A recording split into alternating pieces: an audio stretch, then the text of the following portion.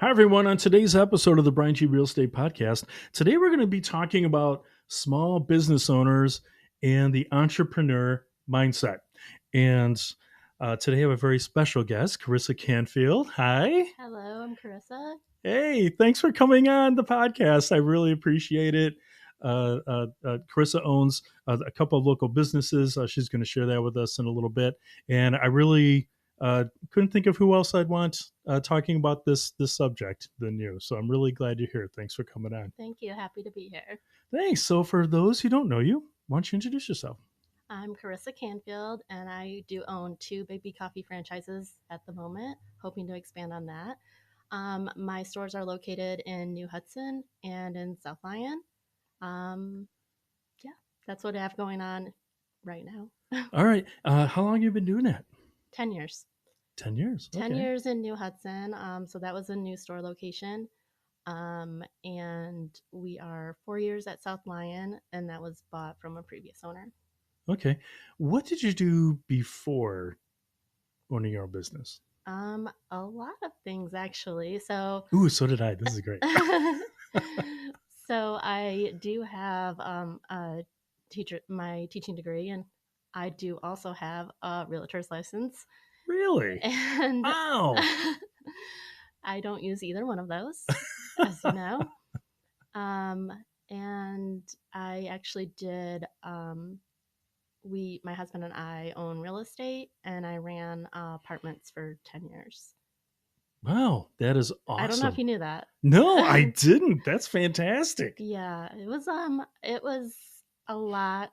I did everything from painting and filling vending machines, telling grown people, to clean apartments or to not make noise after 2 in the morning.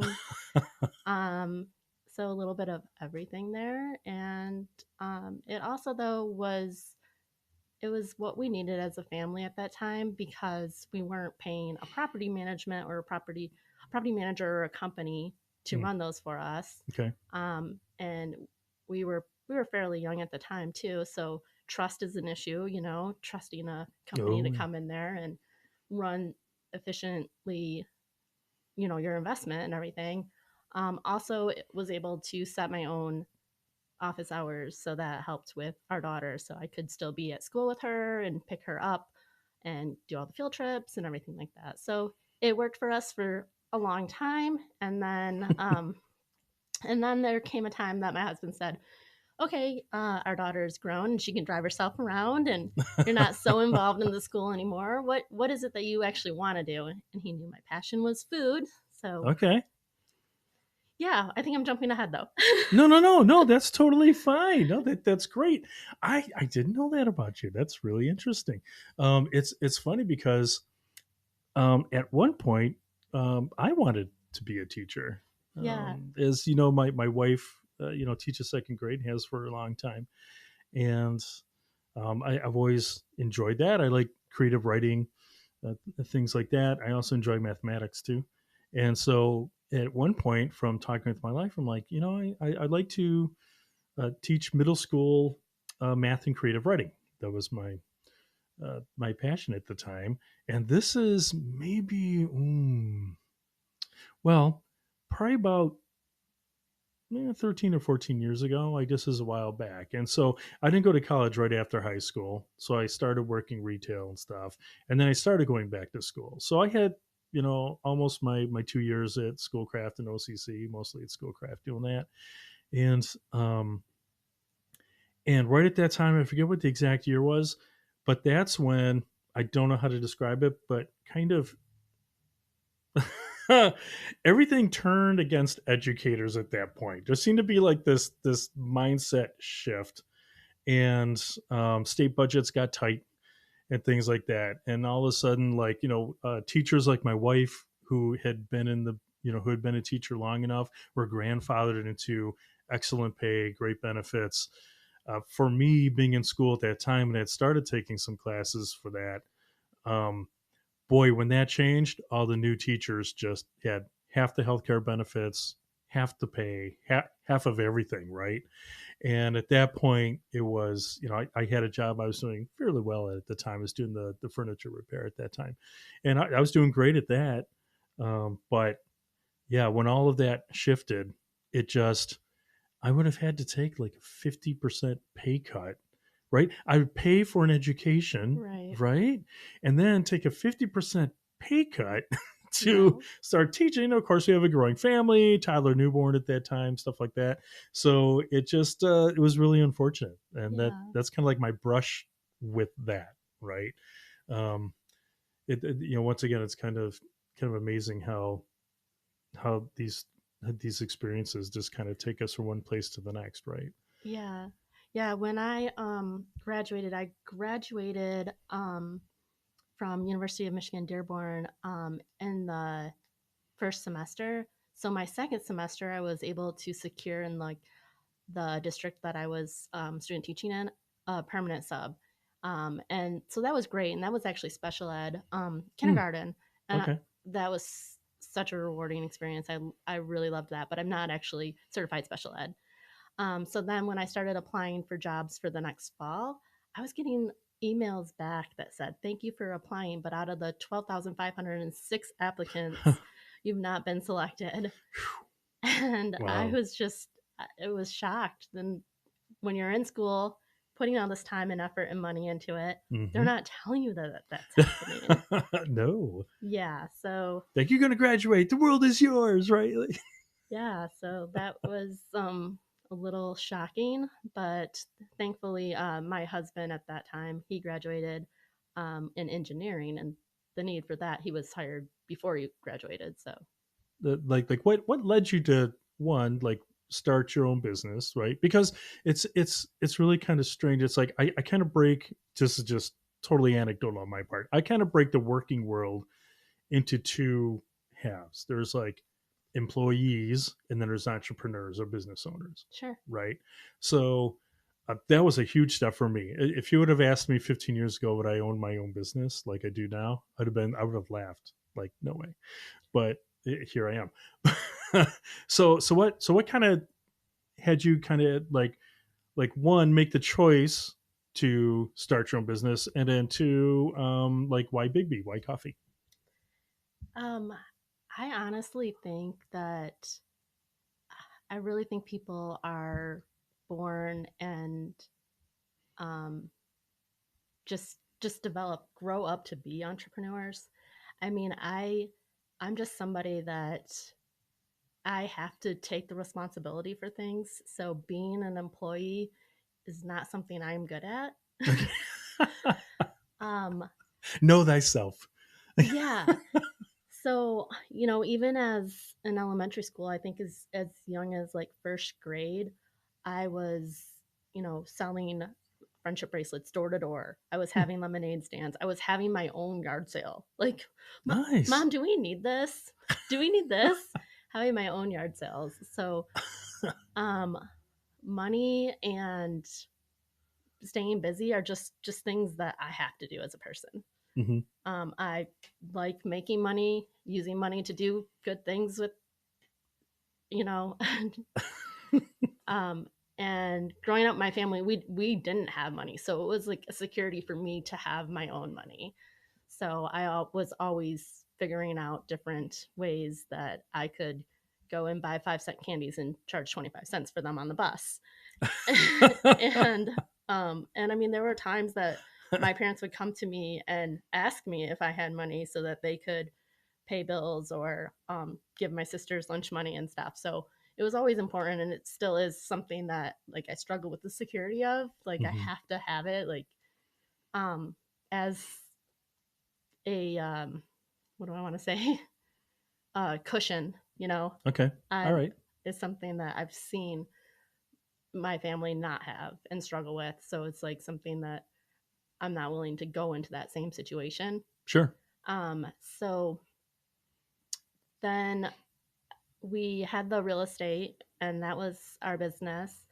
Then my husband, he hated being an engineer immediately, Oh. but he stuck it out. I think 19 years. But during that time, that's why we started doing the real estate and some other, side hustle businesses Sure. so that he could eventually walk away from the engineering field as well. So now he's running his own businesses and I'm running my own business. And we still have a little bit of real estate, something we might go back to at some point. He really does enjoy that. Mm-hmm. But so the way that Biggby came around is kind of a long story. So when I was young, I thought I would either be a teacher because my my aunt was a teacher and I really looked up to her and respected her. And I do have, I feel like I am a natural leader and teacher. So I do have that passion. And then my mom was in like restaurant management, restaurant hotel management. So that was something that I always was around and I Okay. was good at that. All right. And then I really like food. I like I do too. eating food. I like cooking food. I like traveling is all about food, like finding new foods. Yeah. And so yeah, so then my husband was like, "Well, you really want to do food." And that's how I went through, from age 14 to age 24, I was in the restaurant business. That's how I made it through school, paid for everything. So so we started to look at, sorry, one second, back up to the real estate. Mm-hmm. When we I think we were 24 when we took over a 42 complex apartment.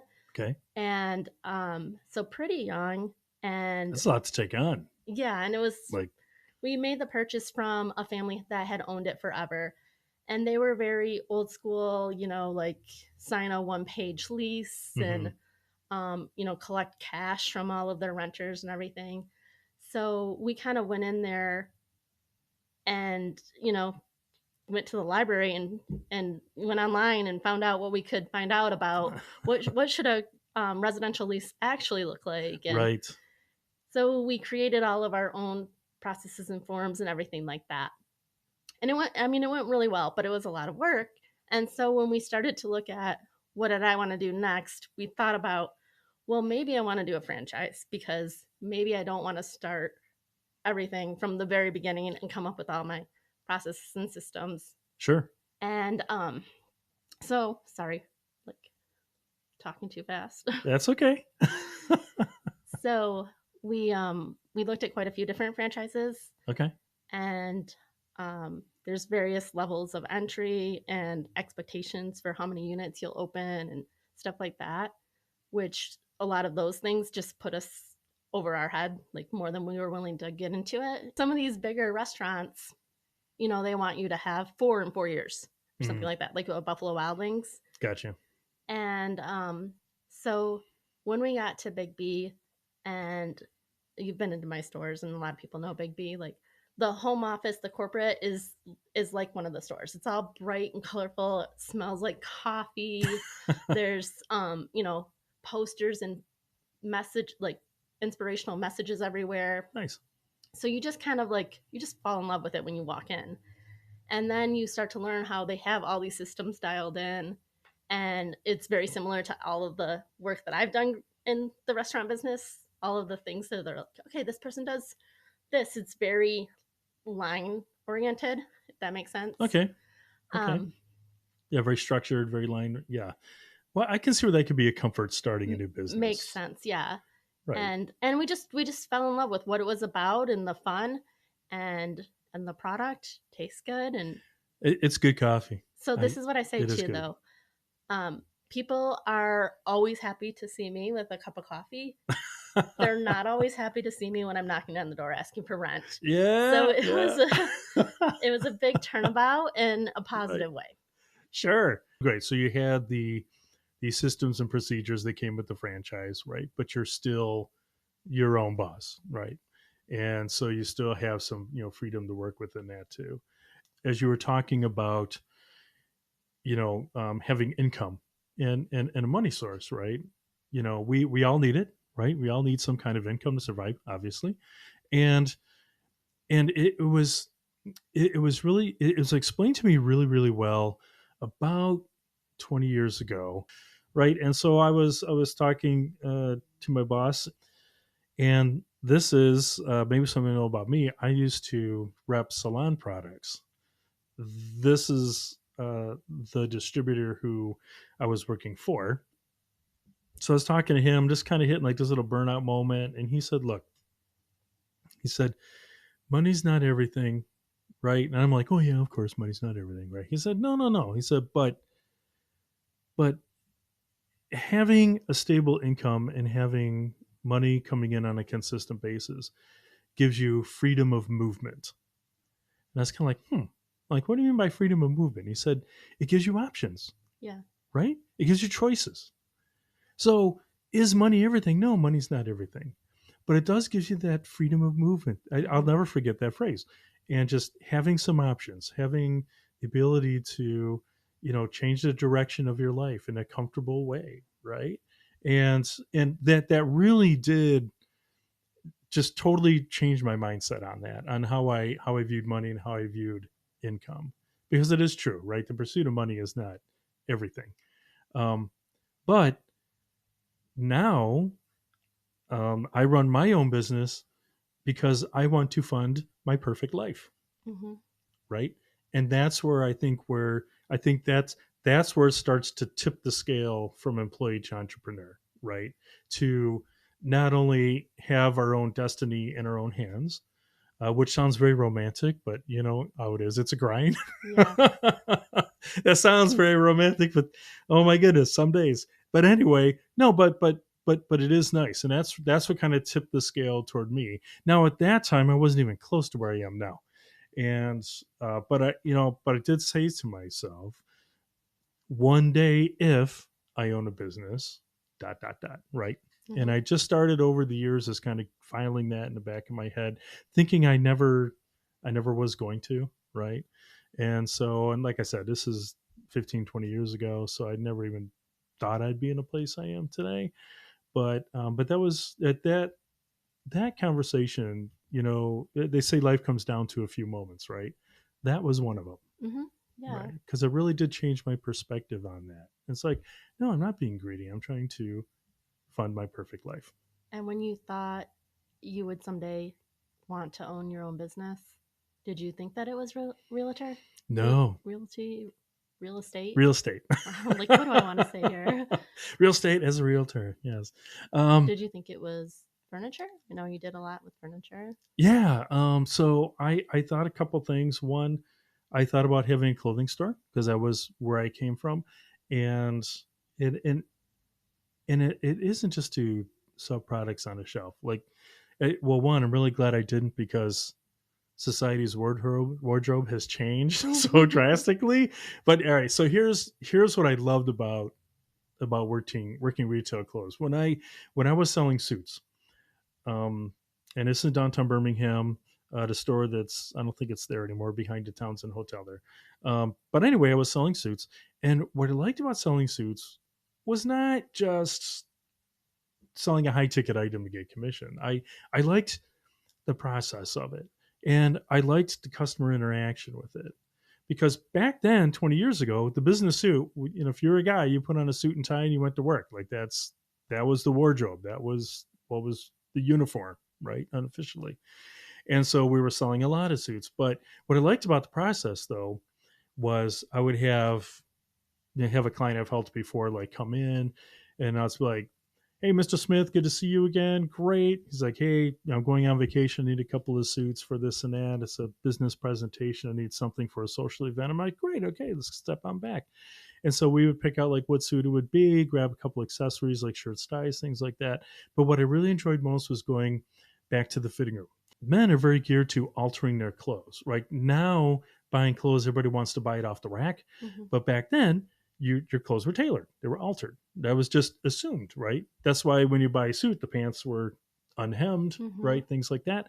And so my tailor trusted me enough to actually, you know, mark the tailoring for him, saved him time, and he knew I could do it right. And that's the part I like. So Mr. Smith would come out of the fitting room and get in front of the trifold mirror. And as I'm talking to him, you're patting down the shoulders and tugging on lapels and this and marking. And that's where you had your conversation. It was kind of like, I mentioned this in a different episode. It's like going to the barbershop for guys. you're with guys talking about guy things, Mm-hmm. right? And it was just that kind of experience, and it slowed everything down. It wasn't a fast thing. And so as you're talking, oh, how are the wife? Oh, she's great. How are the kids? Great. How old are they? Oh, they're in hockey now, whatever. And it was just great. Like you had time to just, like I said, it was like a barbershop moment, right? Like getting your hair cut at the barber. And it was just really, really great. And that's what I really enjoyed about that part of working retail is you really, and that's how, that's kind of how I learned like the value of relationships, which I didn't know until years and years later now, like the That you value were of learning that. it. Yeah. And so it was really great. And that's why I had a lot of repeat business because the people enjoyed, coming in and having a pleasant conversation, right? And then also getting them what they need to, right? And we Mm-hmm. got to provide service and all that. But yeah, so kind of getting back to it, I always thought I would have maybe I have my own clothing store because I enjoy this so much, and I'm really glad I didn't because Amazon and everybody else came along and destroyed the retail industry. Yes, unfortunately. Yes, I would be out of business. So, but that's one way I thought I would. When I did the furniture repair after that, I thought maybe I'd have my own furniture repair, shop or something like that. The consumer outlook on goods or their perception of goods. Sadly, things have become disposable, right? Mm-hmm. People are used to buying their $50 office desk that they put together from a box, and if the corner breaks or chips, they just throw it in the garbage and buy a new one, right? And so that's another thing too that kind of sadly the sentiment of that changed, and yeah, that wasn't an option either. So um, yeah, so yeah, there was a couple times that I thought I would, and then what really got me into real estate just briefly um, is after doing the furniture for 16 years working in the warehouse, right? At first, that kind of builds you up and makes you stronger. But as you get older, it slowly starts to break you down, like your body. Mm-hmm. And so my knees and my back, right, were telling me, hey, I need a career change. And that's when I was talking with some family members who were in the business already. And they gave me that idea. Like, what about real estate? I'm like, really? I never thought about it. You got a sales background. You're a handy guy doing furniture. At that time, I'd owned my first house and blew it up and completely redid it. So I was handy enough to look at a house and be like, all right, that's, yeah, you can open that up, close that off. You know what I mean? So I kind of had that experience. And it's funny how all those previous experiences kind of led up to that. So when I needed to make a change, so it wasn't a want, it was a need.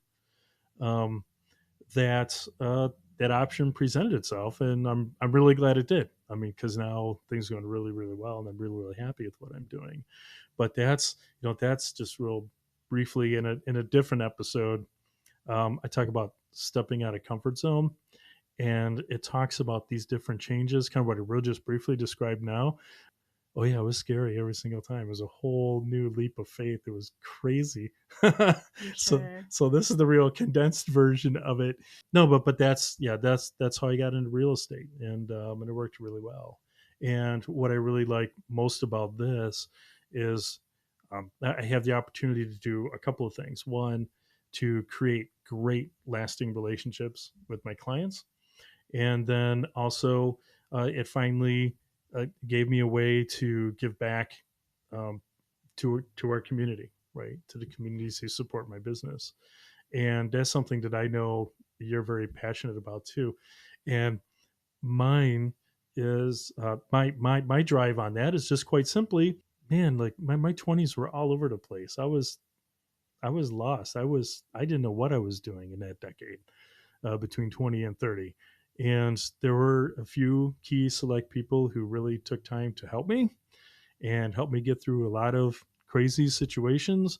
And that's when that was part of the if I ever own my own business, right? Dot, dot, dot, that I'd be willing to help others because if no one helped me, I don't know if I would be here today, Right. And um, so when I was working for someone else, I didn't have that income to be able to give to people who were not family, right? It all had to go to supporting my family, right? But that's one of the nice things about real estate is it did give me the means and the ability to help others, and that's always been on my list.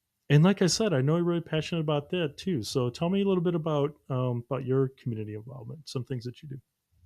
Um, so I think, I mean, like I said earlier, I think I need to stay busy all the time. Mm. So when my daughter was young, that meant helping to coach or helping at school or helping with Girl Scouts. There was plenty of things to keep me busy when she was young. Mm-hmm. Um, and Now she's 24 now. So and hopefully on her way to be an entrepreneur as well. So she started her first business when she was 7. Huh? She bought a gumball machine and put it in the apartments. She Great. came up with an idea, saved the money, and we told her we needed a business plan if she wanted to do that. Great. So she Love it. created a business plan, and we said, well, how do you know what's going to sell? And she's like, well, I'm going to go ask every kid that lives in the apartment what they want to buy from the gumball That's machine. great. So Your she market research, your focus group. and yeah, it gets a little worse. So she earned most of the money by painting as tall as she was. So from I think age 5 until 15 she was working in there. So by 15 she could paint the whole wall, but at age 5, she was painting up to my waist, and then I would paint the rest. So she would earn money. She negotiated a raise as well, and we said as long as Mm. that whole raise goes into your savings. So then she used the savings to buy her first gumball machine. And then she bought a second one for another location, and she experienced theft as well. So a lot of life Oh, lessons there. yeah. So, which, yeah, I think was it was very cute.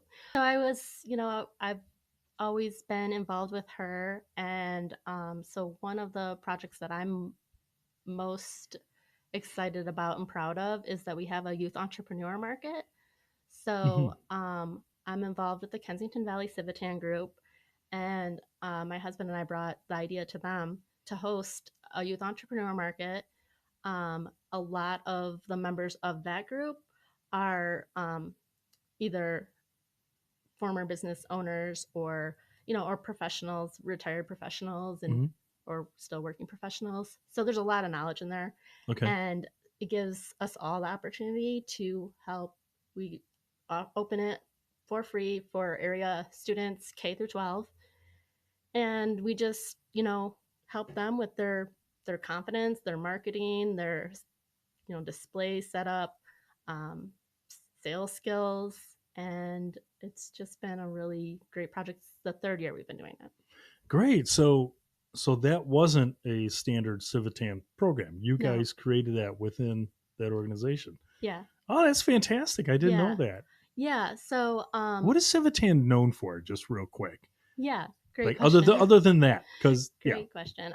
So a lot of people I feel don't know about the Civitan Group, but Hmm. the Civitan Group is actually over 100 years old. So Okay. we're a centennial club. So we were formed, I think it's 6 years ago, and that would have been the 100th year. Hmm. And it's worldwide. And I think there's 3 former presidents that were Civitan members. Oh well.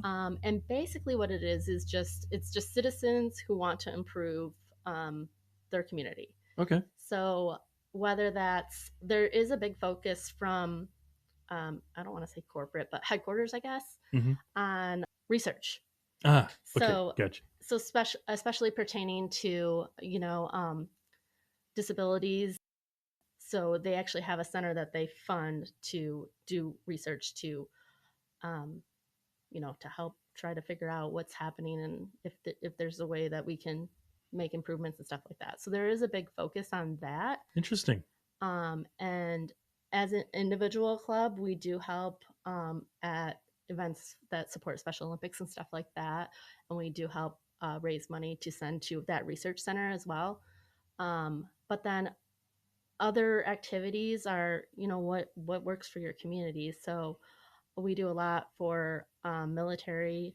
We do the Desert Angels, which is a separate charity, but we created our own packing party, which is a huge community event I that, remember seeing that. yeah, Yep. Yep. a lot of people come out to, and we send we send over 200 boxes every time we do it. So it's really great. And they're sent to American soldiers that are located overseas, and they just have personal touches from home, like snacks and candy and books and cards for them to send home, stuff like that, little toys and stuff.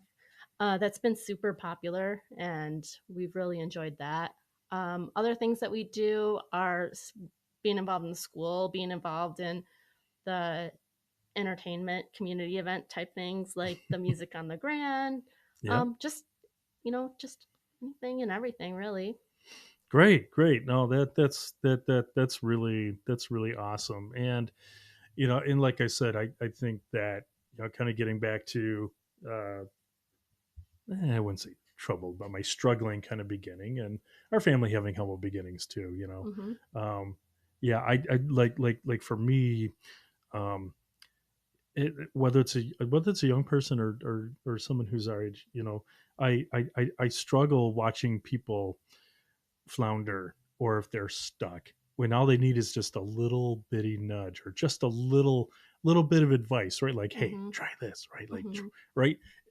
That's what I really love, because I would rather see people kind of making um more, I don't want to say like aggressive mistakes, but maybe more proactive. I guess proactive is the word, like more proactive mistakes, rather than just spinning their wheels on just dumb stuff, right? And not getting any traction, right? And so, uh, yeah, that's really great, because that sounds exactly like what you guys do, Yeah, I and think a that's lot really of great. it too that I see with my young staff, as well as when I'm out in the community or at the schools, you know, serving up some free lemonades. A lot of what I see is just, and I mean, even with adults, like it's just confidence. People lack the confidence, and you just need to, like, hey, this, like, be confident. Like, I tell my staff that, and the youth entrepreneur. So we actually just put together a little video marketing video with the youth entrepreneurs, and a lot of them have been back year after year, and I was really surprised and really happy that all of them had the confidence to go on that video, Ah. except one. But but I was really happy that, I mean, I think 11 out of 12 of them had no problem. They're like, said their name and why they want to be, why they like being an entrepreneur. Oh, that's great. That's awesome. Well, as we know, running your own businesses aren't always unicorns and rainbows, right? Right. is is We have those moments though, and they're wonderful and they're amazing. That's true. What are some of the challenges um, that you faced running your own business? What are some of the adjustments you've had to make? So many. I'm with you there. I feel like there are more rainbows and unicorns in coffee than there are in renting apartments. All right, there you go. um, but a lot of, so as I said, Biggby is a franchise. So I am able to speak to other franchisees. So there's some built-in support there where you're not going through things alone, Hmm. because they're going through all the same things, like, a broken ice machine or all the same Ice kind of machines are the things. worst, by the way. The cinema, oh my goodness, and it's a new one. Oh Ice machines. Don't no. even get me started. Sorry, I didn't I mean to know. interrupt. I No. I feel you on the ice It's machine. it's so funny how some random thing, like, people are like, yes, totally relate. Um, but what I often hear from other store owners is employees are the most difficult thing. Hmm. But I honestly don't think that. Like, my employees are wonderful, and the reason I can do um, everything that I do in the community is because of them. Hmm. Um, and but also they don't all have the teaching background. So I feel like my employees give me the opportunity to teach. Okay.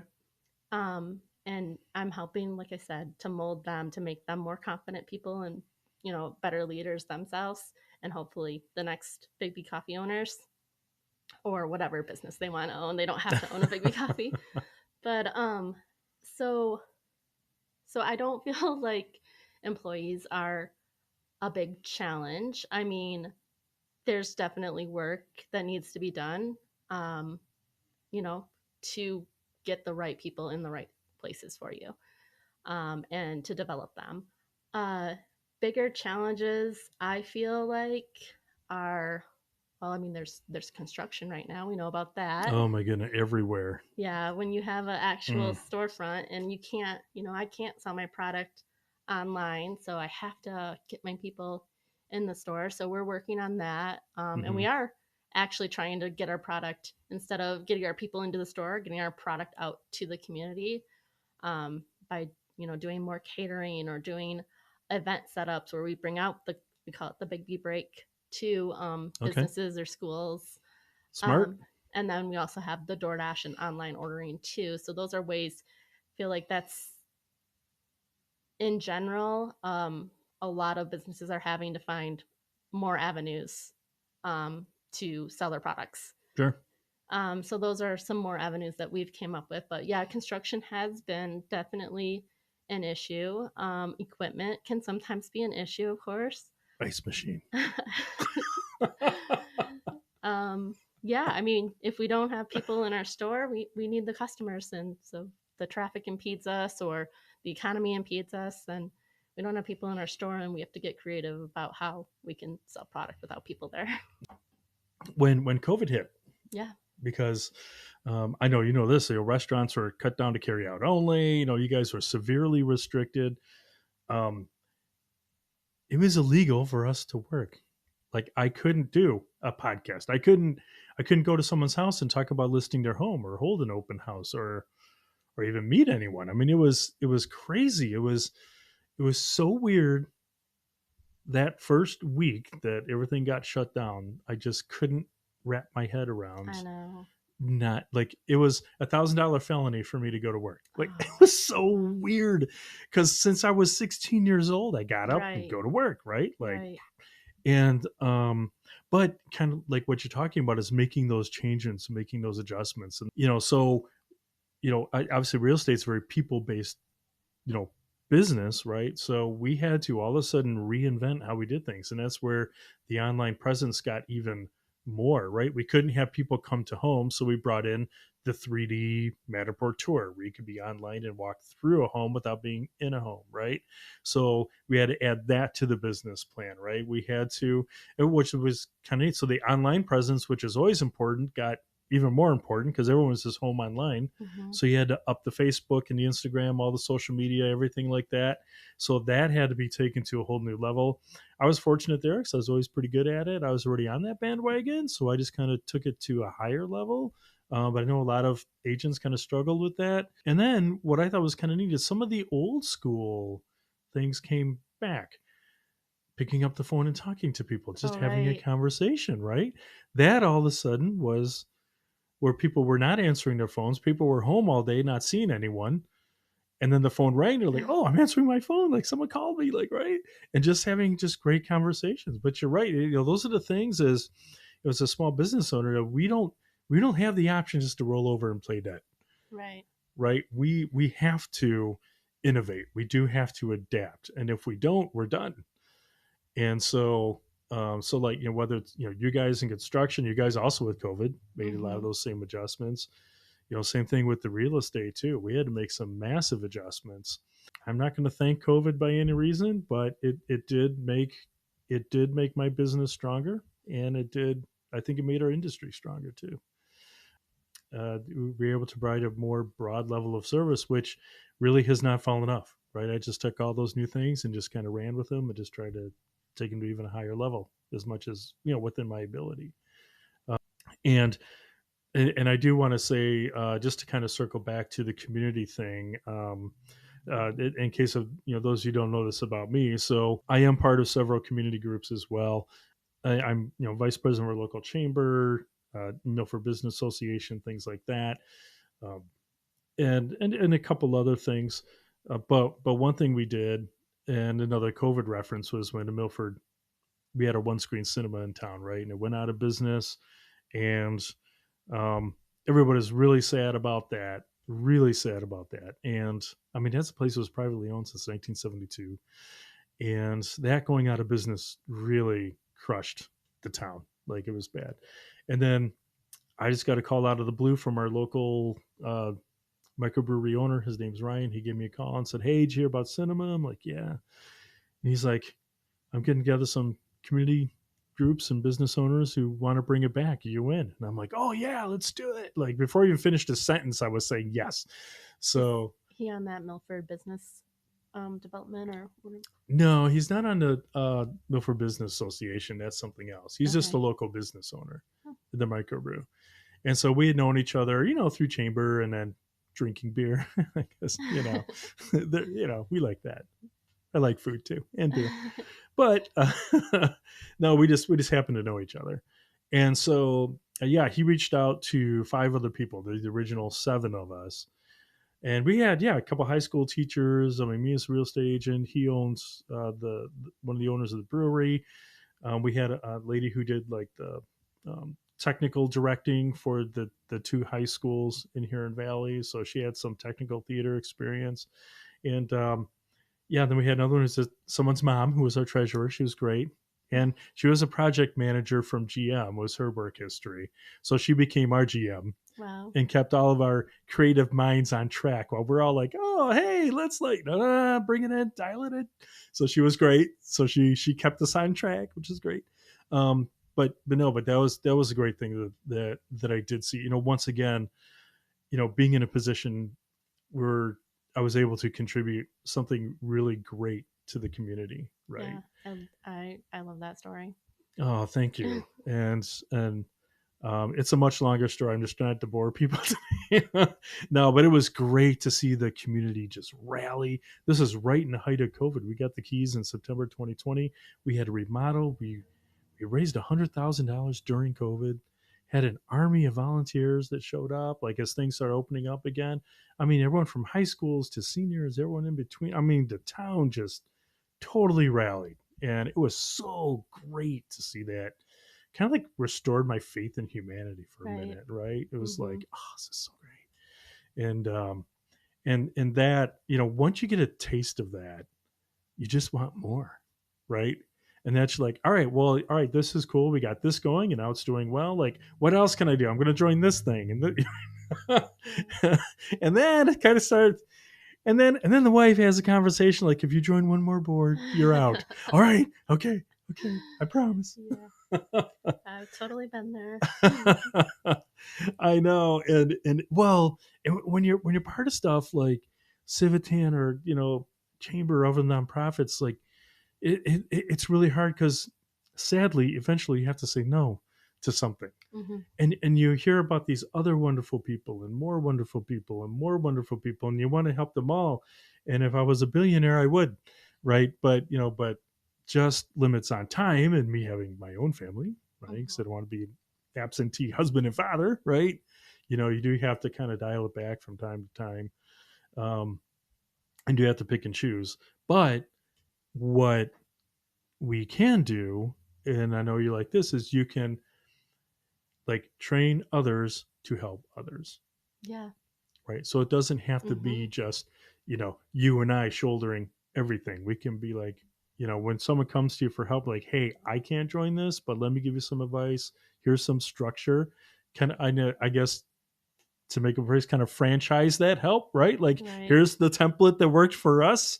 Go ahead and try it, and maybe kind of consult. And the other thing too, which is really nice, is um, like being a resource for the community. Now it's really great because after so much time, people come up and say, "Hey, do you know someone for this?" Or and you'd be like, "Yeah, I do. Here, yeah, call her, call him, like whatever." And that feels really good too, And yeah, there's just not enough time in a day, right? Right. Like that, there just Unfortunately. there just isn't. I know. Um, but I guess kind of one thing that I'd like to mention that I kind of struggle with my business. So I'm for you guys, um, I'm a solo agent, right? I don't have a team. I'm not a big part of a group or anything like that. Now there's solo agents and there's teams in real estate, and so um, I know one thing a lot of entrepreneurs struggle with, and tell me if you've ever experienced this or not. But I see a lot of business owners struggle with um, like it can't be done right unless I do it myself, Mm-hmm. and then they like do it, do it, do it, and then they eventually kind of burn out, Mm-hmm. right? Because they Sure. don't trust.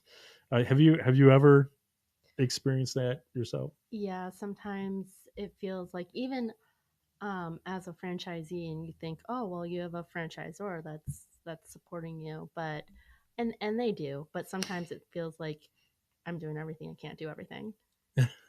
And some of that is your own doing, Yeah, is not delegating things. But I mean, some of that is just everything, when something bad happens and it just waterfalls and yeah. it continues to build. And then yeah, I've had other owners too, like, I don't know what I'm doing. I'm all by myself. And I'm like, well, what is it that's wrong with your ice machine? Okay, try this. No, honestly, I've had those calls. But yeah, so it does feel like that. Every once in a while it feels like I'm all by myself. I'm doing everything. Yeah, and that's really hard because that is what leads to burnout, and that's where business owner needs you need to trust your employees, right? Mm-hmm. I kind of ran into a little um a reverse situation like that. So I did have um people help get me into the real estate business, right? It kind of bring me in, kind of show me around, mentor me, right? Mm-hmm. And instead of me instead of me doing everything myself, I had people helping me, which is great. Okay, you do need people to help you, Mm-hmm. right? But I did that to a fault. I had other people doing things that I didn't learn yet, and that went on for a number of years. And then when that situation changed, then I found myself not prepared to do the work that I now needed to do because that person, that resource was gone, Uh-huh. right? And that's a big lesson I learned. So I had no problem delegating to help, right? So I Uh-huh. could grow the business and do whatever. But as a business owner, I didn't cement all those procedures into my own brain. And then when I found myself in a deficit, I was like, oh, Yeah. I got to learn a bunch of stuff I never learned and I probably should have like 5 years ago, but I didn't. And then I had to play catch up. It took me a good, year of catch up to be like, I got to learn the stuff that I never kind of bothered to learn before. It was so convenient that I let it go. Does that make sense? No, that totally makes sense and resonates because for me, my comfort zone is knowing every part of it. And so, but that limits me, I feel like, on growth, um, or, doing something outside of what I'm doing.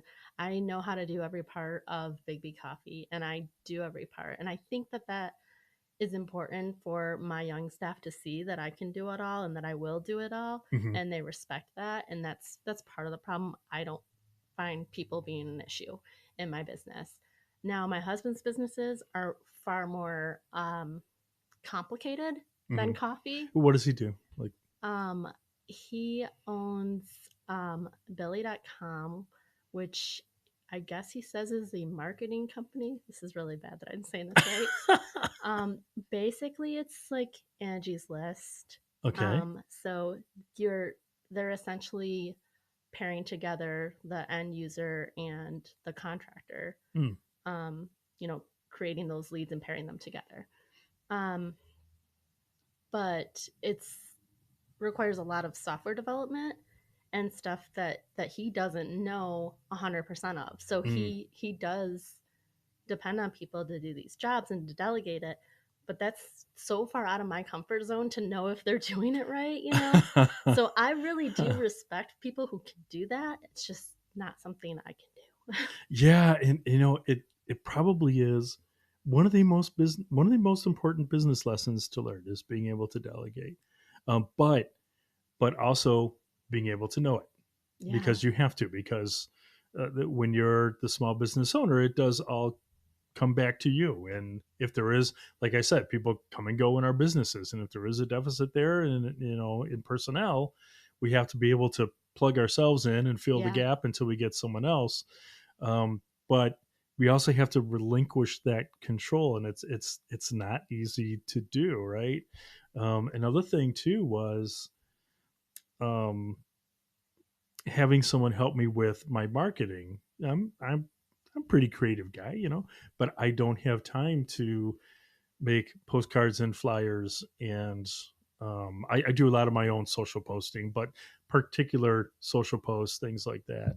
Um, and and I did find myself where I was in this publishing software making a postcard for a just sold to send to a neighborhood or something simple like that, and I'm spending 2.5 hours on it, and it looks okay, right? Like, it's all right, and then I realize I need someone who, because I have the good message, like the copy is good, the message is good, the intent is good. I got that in my brain, but yeah, I had to bring someone in to be like, you know what?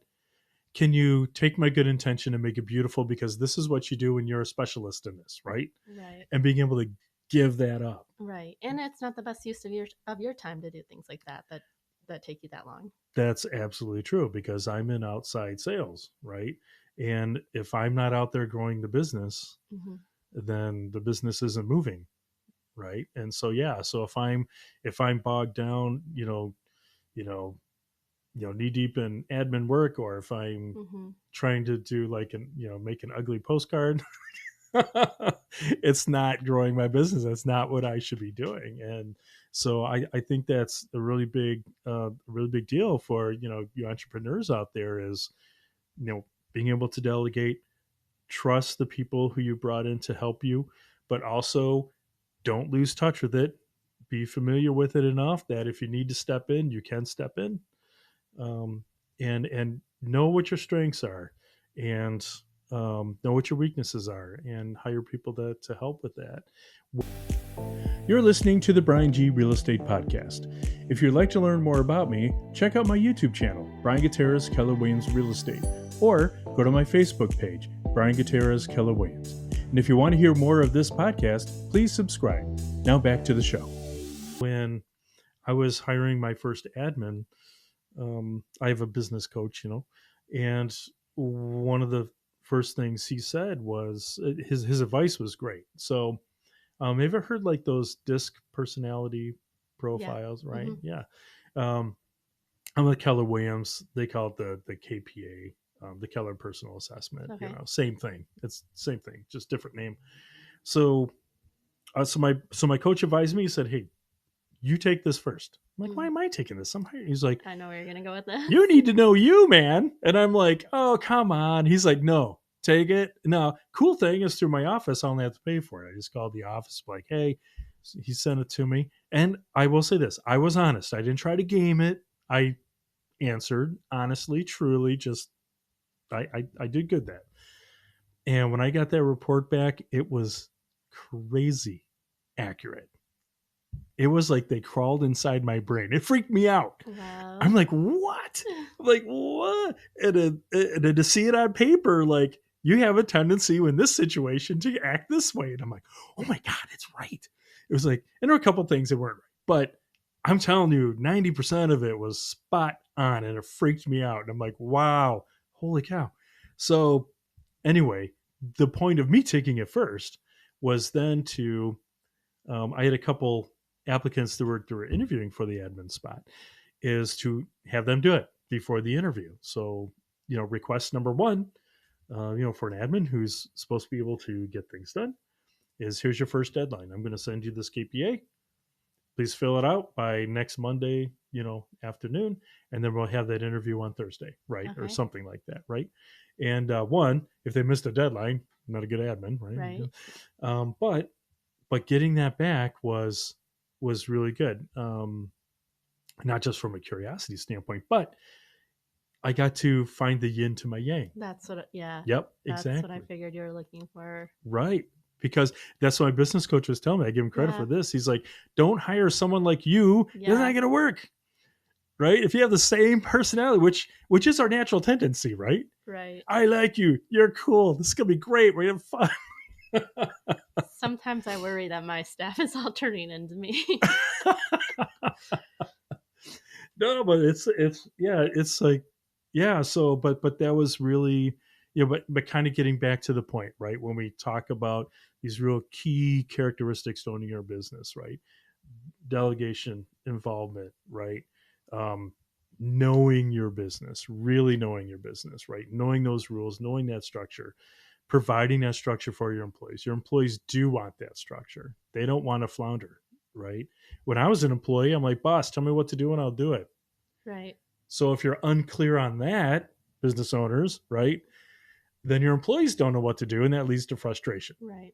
because then they're not fulfilling expectations you have, but they didn't know you had that expectation because you didn't tell them, right? Exactly. I'll tell you, it's always something. So much going on all the time, you know. Um, so another thing that I think is really important is listening to client feedback. Um, what's your take on that, or what's been your experience with client feedback for you? So, yeah, one thing that Biggby is all about is the experience. So, um, that kind of sets us apart from other quick service, I think, is we're not there just to make you a good drink. We're there to make your day great. Mm, So we want every customer to leave the store in a better mood than when they arrived is part of all right. our key core uh, statements there. And so every customer that comes in the store, our barista is engaging with. Most customers are regulars. So I like you talked about with the with the suit where, hey, how was that movie you watched last night? Yeah, yeah, Did Susie make the soccer team? We're continuing those conversations.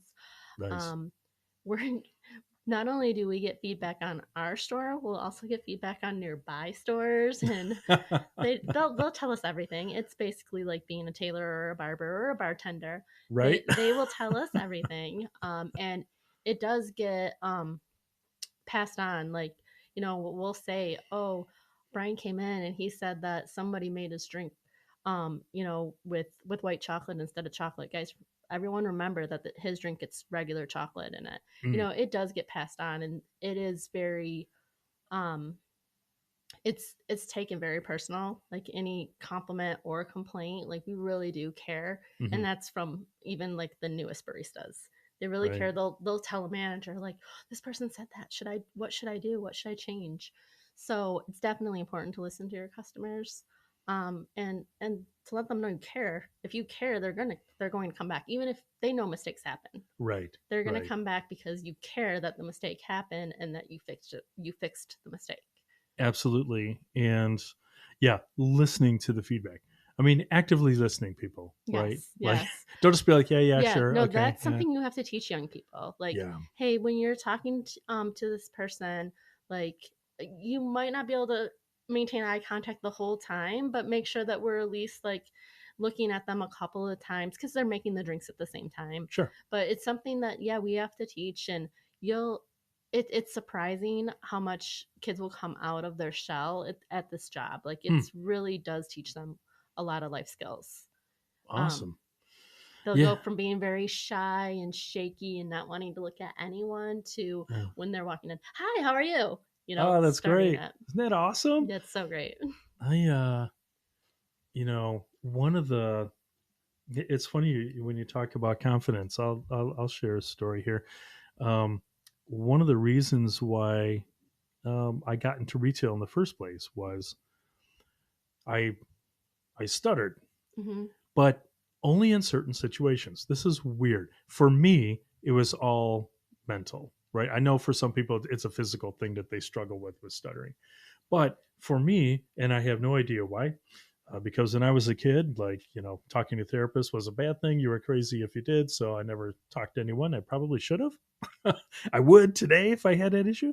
But so when I was like, if there was in a situation where I was in control, it was okay. Hmm. Like it was totally fine.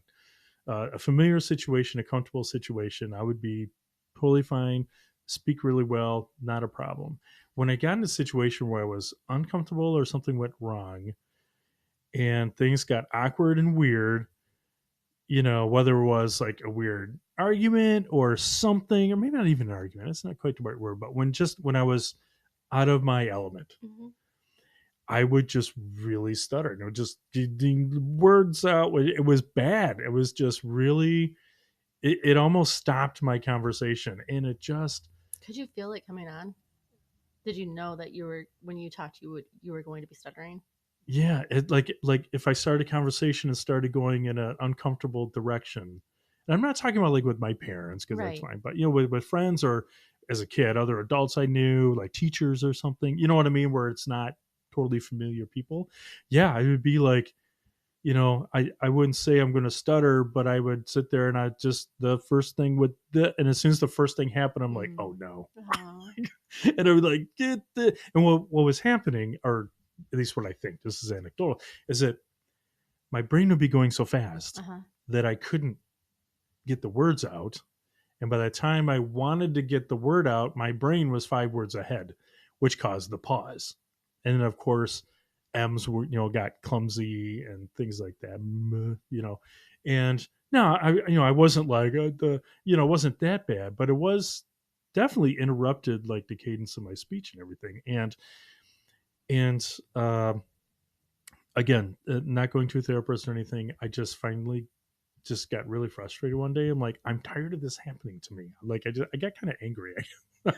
I'm like, this sucks. Like, I can't Mm-hmm. be stuttering and stammering all the time. I'm like, I gotta get myself out of this. And I'm like, how am I gonna do it? I'm like, well, I just need to start talking to a bunch of people I don't know all day long. And I'm like, I'm gonna go sell blue jeans and t-shirts at Livonia Mall. And that led 16 years old, led to my first retail job. That was the reason for getting my first retail job. I'm like, and I guess totally anecdotal. If I'm talking to people who don't know and it's weird and it's uncomfortable, I'll figure it out somehow. And I just threw myself in the deep end of the pool and just started doing it. It was awful for the first week. Wow. And then it got a little bit better, a little bit better. And then I finally kind of just, and I can't even describe them, kind of came up with my own internal coping mechanisms, right? And finally got over that hump. It took a good year or so. And then I figured out, like, hey, it's kind of fun to talk to people I don't know.